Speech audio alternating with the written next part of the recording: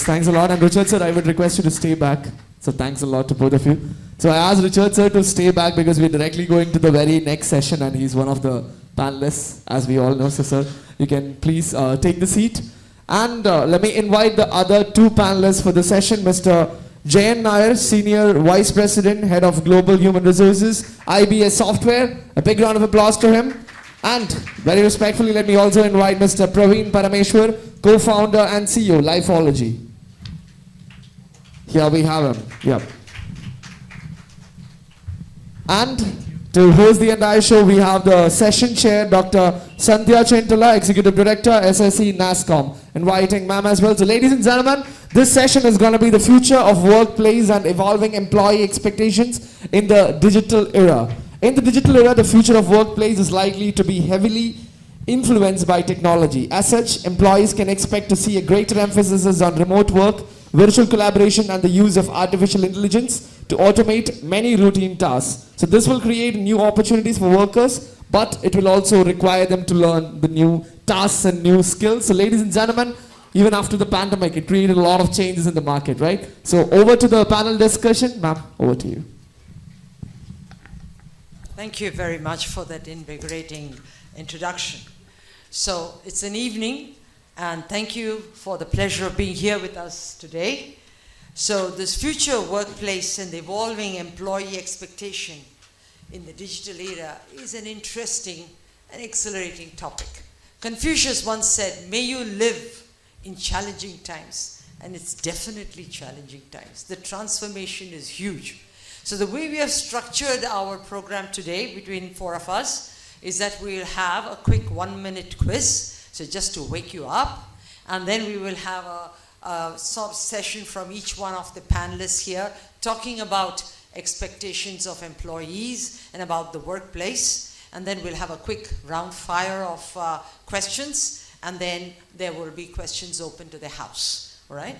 So quickly, once and foremost, the transformation of the workplace is in response to the future of work. So there's now a quick show of hands. So what is the technology that starts with the letter A?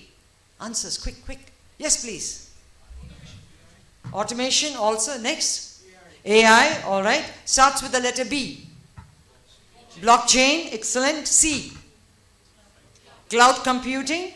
Then cybersecurity. D. Deep learning, yes. Data analytics, distributed ledger tech. E. Come on, sir. Yes, please. Embedded, all right. You have basically edge computing. I. IoT, excellent. M.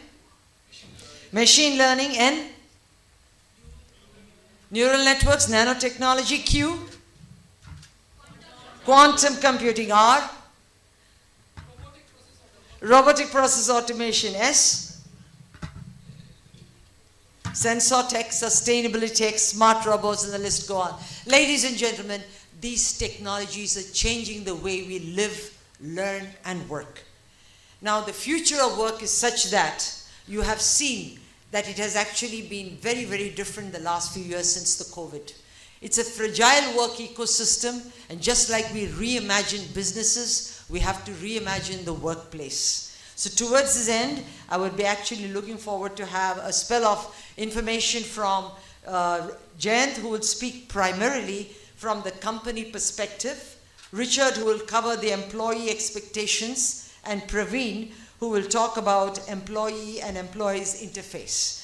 So the first thing is to you, Praveen. Can you talk about the differences in perspectives towards the workplace between employers and employees? Over to you, Praveen. Good evening. Your insights there. It works? Okay. Just put it on, probably, or you can use this. Yeah.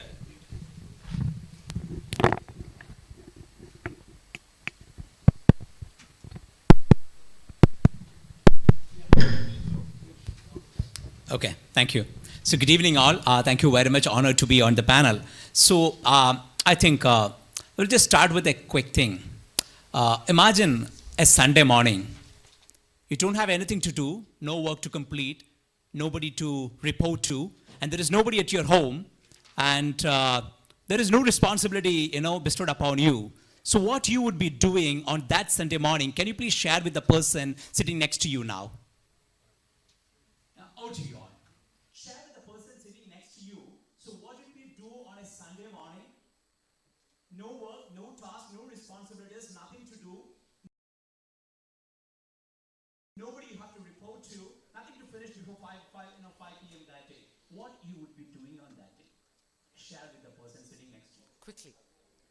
Yes, quickly, please. You can make your murmurs. You can have the sound. It's interactive. It's fun. Okay? How many of you will energetically come up from the bed and do something which you are super passionate about and keep you active, productive, vibrant? How many of you? Okay. How many of you will still keep staying on the bed or watching the TV, scrolling the mobile, or just talking to somebody else? And interestingly, for the first question, the hands were up from the front, and the rest all like, for the second question.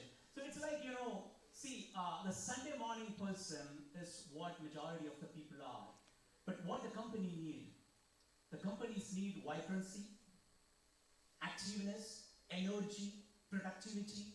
So the companies need a Monday morning person, and what majority of the people are a Sunday morning person. And here goes the tug of war, And we have been managing this tug of war by taking control on the workplace.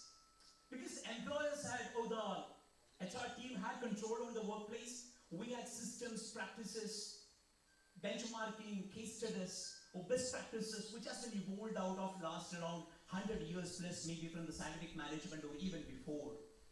And we have been comfortably managing this tug of war, and the Monday morning guys were winning over the Sunday morning people with this control, and the COVID took the control off, and when the workplace is getting changed now, so we don't have that much of control on the workplace. So what happens? The companies are trying to pull back people to the company, and the people are not coming back. The companies send the message once, they don't come back. Second, they don't come back. Third, they don't come back. When we celebratedly announced that we are going for hybrid model. After 1 month, we again send a reminder. They don't come back. 2 months, they don't come back. 3 months, we don't come back. Next quarter, we announce we are going for the hybrid working model. So majority of the companies, I don't think that is celebrating the hybrid working model because they love it. There is no other option. See, absolutely, there is no other option. So I really don't think that these people will come back, okay? So 3 points I want to share with you. Number one, it is very easy to manage a motivated, high-performing, passionate individual during the work from home mode or the hybrid mode. But extremely tough to manage majority of the people who are not passionate about anything. See, I have been working with children for the last around 4 years as part of my company who is helping children for career planning. When I started my work, I thought the problem with the career planning is that there are a lot of people who are passionate about but not able to build their passion. But later on, I understood majority of the people are not having any passion at all. Okay, and they outweigh the other number. So 3 points to share with. Number one, in future, the companies have option number one, try to hard pull back the people who are coming back. At least your new recruit, they may come back. That is one option.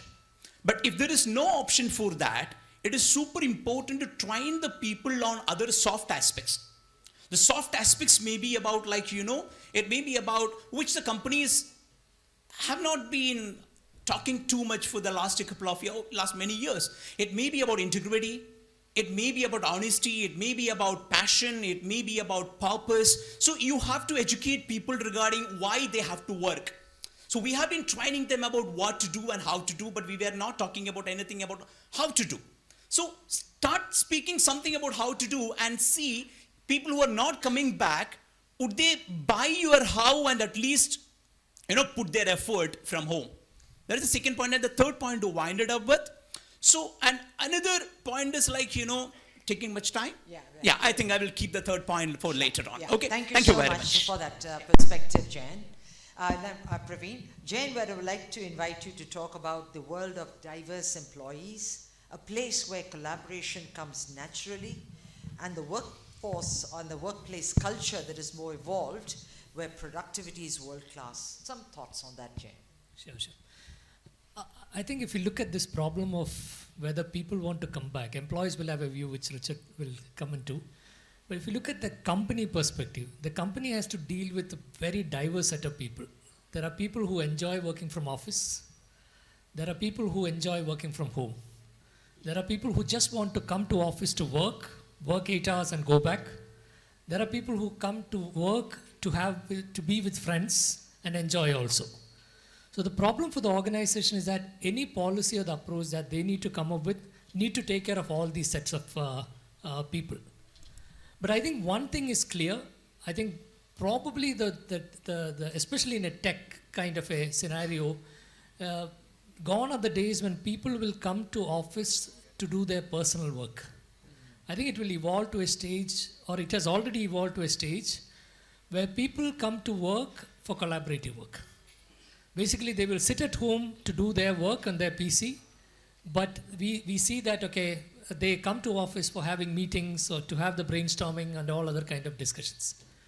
But I think for all of this to mature, to reach a stage, it is extremely important, and this is the expectation that most of the companies have from their people, is about a focus on productivity and focus on work culture. I think if you look at us and if you compare ourselves with the Western world companies or even Western world people, like Western world people are very productive. Like, I mean, they work for 8 hours, and they're productive and go back. But whereas if you look at our style, like, I mean, it is more about, okay, coming to office for a social thing also. Like, I mean, having coffee chat is a part of coming to office. Having a lot of such kind of things are coming to office. And we are slowly seeing that, okay, when people are working from home, during the COVID days, people were very productive. But when people have opportunities to kind of do other things during the day, I mean, we are seeing that there is a lack of productivity and all also. So I think in this conversation between employees and employers, the employer expectation will always be from the employees in terms of how are you becoming more productive? How do you bring in that work culture of high productivity, and doing the work at your time becomes very important. Thanks, Jayan. So basically the idea is that the nature of work itself has changed. We do anticipate, as said in the World Economic Forum, that the large bellwether companies and the way they operate, and if a human who has actually got 21 years of learning is trying to see job fitment based on the academic portfolio that his or her has, it's going to be a thing of the past. So basically, learn, do, and retire as a construct is gone. So the workplace now is basically you are going to be competent in something, put out your skill sets in the global arena, and be hired as a global employee working at differential times for multiple companies. One employment and one company loyalty is a day of the past. So how does trust build in an individual? And how does the employer trust the individual to do the right thing, though he's working for multiple companies and as well as his own enterprise? So these are things that are difficult to crack, but blended hybrid work as well as face-to-face work or the gig work is here to stay. Let us hear from Richard, how he's going to be talking about balancing the hybrid future workplace. Over to you, Richard. Yeah. So hybrid is the buzzword for today, right? And in the current world, everybody talks about hybrid. But I think hybrid was already there. So if I ask a question to the audience, pre-COVID, how many of you all did not work from home for certain periods of time? And I would think everybody would say at least a few days we have always worked from home, and we have performed our work from our home locations. But pandemic actually brought the different aspect of saying we could not go to office, right? So your home office became your permanent office for the 2 years that you encountered. Recently, I talked to a friend who said, I want to get away from home. I want to go to the office. And I asked him why. Saying, I have seen too much of my wife, and my wife knows too much about my work, right? So the transparency wall has dropped. And typically, if I sit in my home office, right, I would have to, have a knock at the door and have an attention there while I'm having an important meeting. So those are things that people have now got used to over the last 2 years because we did not have a choice. Now, as employers, the latest thing in what we call as come back to office or return to office. And that's catching up buzz because what's the reason? Employers have real estate, they have large offices, they have invested in it, right? And typically, over a period of time, as growth is taken up, the real estate is there and their operate cost goes unmanageable. Now, in this current time, as I say, hybrid is here to stay. I don't think it is going to go away. So it is just increased in volume from where we were pre-COVID to post-COVID because it's a matter of choice now, it was a matter of choice, but here it's a matter of convenience now, right? So I like working from home, I am productive. So the current workforce that asked me this question is, why do I need to come to an office? If I am able to work productive, I am able to work and give you my outcomes, why should I come to the office? And I always tell them, what do you miss most at home? And that is where the question comes about our human nature itself, where we thrive on collaboration, social learning, peer learning, learn over, previously when I used to start working, they used to put me on an OJT. What does an OJT mean? It's an on-job training, which means that I have to shadow somebody and learn. So those are some of the elements that have not been happening in the industry for the last 2 years, and we sort of forgotten it, but I think it's time to come back to it, but it will remain in hybrid is my opinion, but we'll have to now learn how to work from the office now. We've sort of forgotten. We now have learned how to work from home, which was not the case pre-COVID. Thank you so much for those perspectives, Richard. But I would like to also say that we are so connected now, literally 24/7, on the systems and through our various Teams or Googles or Zoom, whatever we do. But we are still so disturbed mentally because we miss the connection and the collaboration. We are still highly isolated, and this has caused a lot of mental as well as behavioral problems. Jayan, as companies transform the workplace, what do they expect from employees? What are the areas where companies will expect employees to behave differently? Yeah, I think part of it, mostly I think I covered along with the previous one itself. I think it's about making sure that there is focus. It's about making sure that, work is not just work. Work is about a lot of relationship within office also. So the expectation would be that employees need to do that with the right balance. As all of us are saying, a complete work from home or a complete work from office is not the way, but it has to be a hybrid. And we want employees to find that balance and do it adequately well. So you know that usually they used to engage the employees on informal events to get them connected. So now, how are they coming up with new ways of engaging employees? This is where I think we are all learning through the process, because I think if you look at the average age of the workforce on most of the Indian companies, it needed quite a lot of engagement initiatives at office, and it was very easy for HRs and other departments to build a lot of engagement activities. If you have 100 people, you can have meetings, you can have events and all other kind of things. I think with people working partly remote, partly from office, that has put in a lot of challenge. So this again is another push, companies are seeing how do I make the workplace more attractive to bring people in, or how do I put more events in office? For example, this World Cup for soccer happening, we never used to air the football events live in office during the office hours.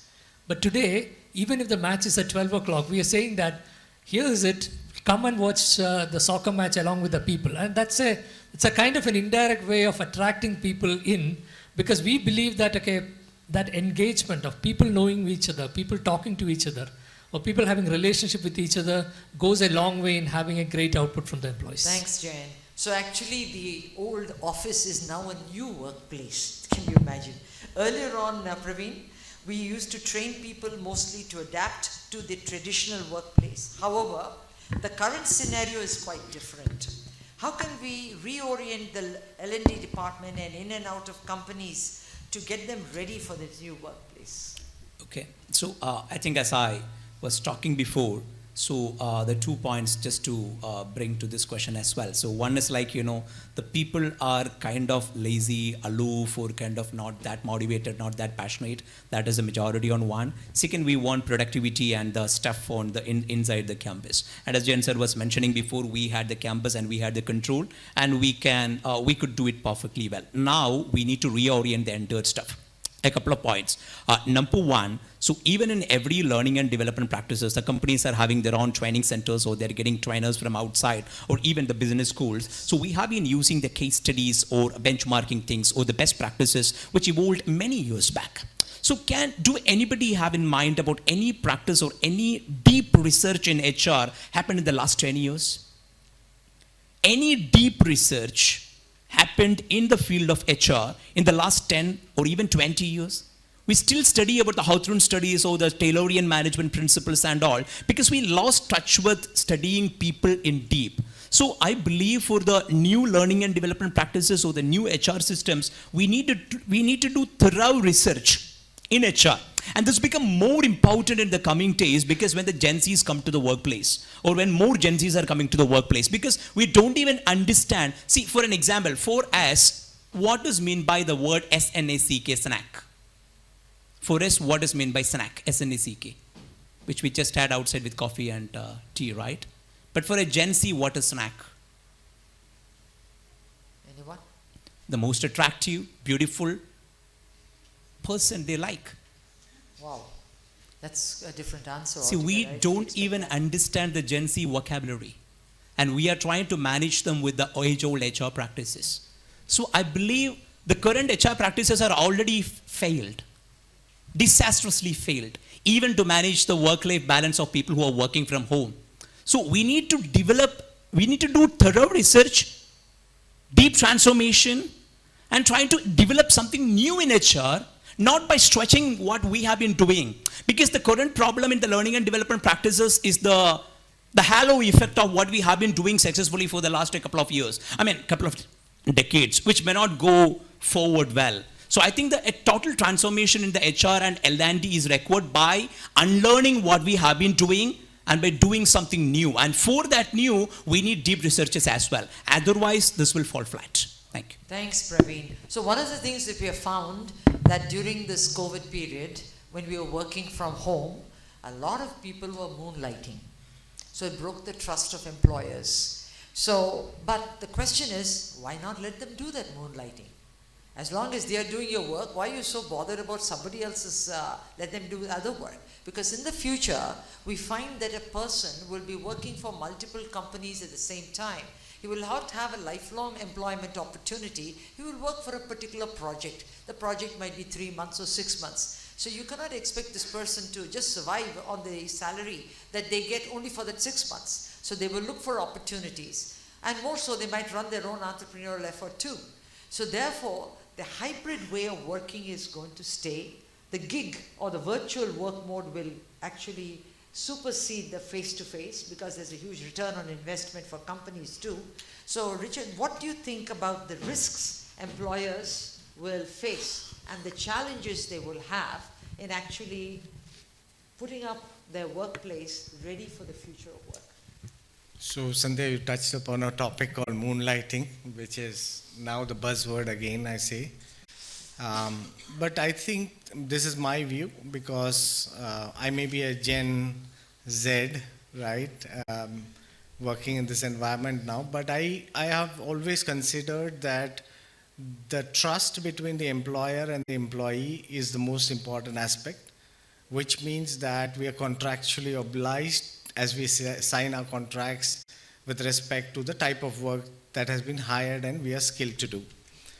So this trust has to be developed, because I think in the current world where multiple opportunities are present out there, because I do believe it's a war of talent that we are having in the current space, companies are growing, skills are depleting.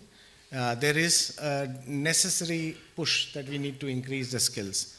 But the risks that we encounter in the corporate world as we speak about is our client obligations. So as we have clients that we sign client contracts for work that is to be done, data security, ideas that you have. Typically, if I had a creative person who is doing a particular UI for a product, and he thinks about a product UI, and imagine that creative person is working for 3 companies at the same time.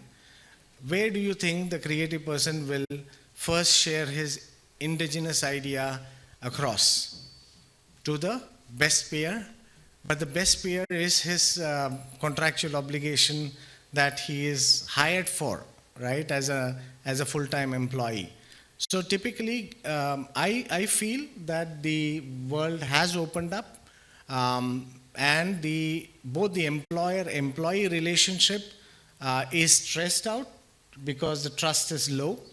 But I think there is an avenue with gig working, which means both the employee and the employer has to agree to work on a mode that is conducive to both of them, which means that as in the US, we pay by the hour, right? It's an outcome-based work. Yes. So if a skill is existing, then I would say instead of a full-time contract, a gig would be a typical best use of the skills of the person. And I think gig is growing, and many people are not considering gig as, we always tagged a job opportunity to a job security, right? But because we have multi-skills and the employees want to use their skills into different way, I think the obvious choice is to be gig, but has to work with the what I call the professional behavior of working in an environment where we work with multiple clients, and client security, data, time sharing, all has to be learned once again in a professional manner. No, so true. So basically what you're going to see in the future is going to be an evolving situation where reskilling and upskilling will be a constant factor for all employees right up to the top. Because the nature of work is changing, therefore the opportunity to be engaged with the employer will be cross-border, it will be across industry verticals, and it will be also permitting cross-border mobility. So we will see a global digital workforce that can be. So in India, I can have people from Vietnam and Korea working, Indians working here from to other countries in the world. So there will be a true global exchange, and therefore there will be an establishment of a skills currency, which was actually what the way of world is evolving. So this will also lead, as Richard did say, that there will be a lot of stress because the security factor is so ingrained in our psyche that once you have to see that every day, every time, you have to be on top of what you're doing for you to be gainfully employed. It's a different behavioral aspect and a mindset that we have to get attuned to. Towards this end, we have no answers for everything as a Pat, but if you have a few questions, we'll take about 3 questions to the panel before we close. Over to you, please, as audience. Any questions? Yes, sir. Over to you. Yeah. Just kindly introduce yourself so that, yeah. My name is Nelson, founder of Absolutely, sir. outsourcing company, a 17-year-old company out of here in Kochi. So my question is, we talked about how the workplace is changing, and we are also talking about moonlighting and employment. So I would think, isn't it time that we take a look at the whole concept of employment by itself? The conflict comes in because employment has I would compare it as employment is like putting money in the bank, whereas, moonlighting is more or less like entrepreneurship, where there is some kind of a shared risk. Shouldn't we, be thinking about employment in a different light, where it becomes more or less, there is also a risk sharing in, when it comes to employment. So I just wanted to Yeah, that's an share employer's that. perspective. Do you would like to have to answer that. Yeah, so as an employer, I would give you my perspective. Yes, you're right. Employment contracts needs to change. It has to have different terms and contracts.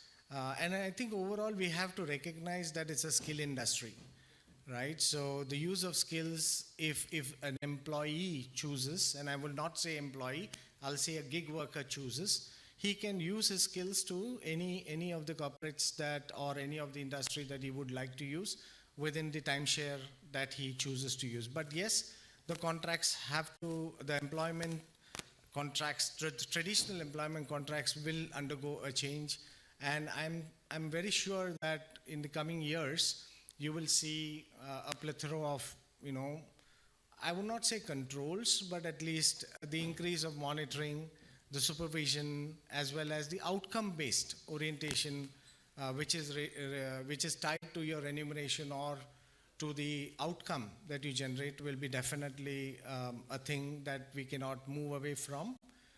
And I don't think it's new, because in the Western world, it has been always there, right? And I know people who in the US choose to be contractors, right? Because it pays more than a regular employee, right? So they have different ways of using their skills across. So your terms and contracts, as well as the ability to shape up the mutual understanding of the client data, the type of work that you do, as well as the outcome that you produce, is definitely going to influence the employment contracts. Thank you so much, Richard. So, ladies and gentlemen, on the construct of time, the one point I would like to leave you with, so as an employer, and sometimes as an employer, the ability to earn, learn, unlearn, and relearn how to actually engage with employees at the workplace is a new mark of what we actually do. Because the way we work, what we work, and how we work is totally changing.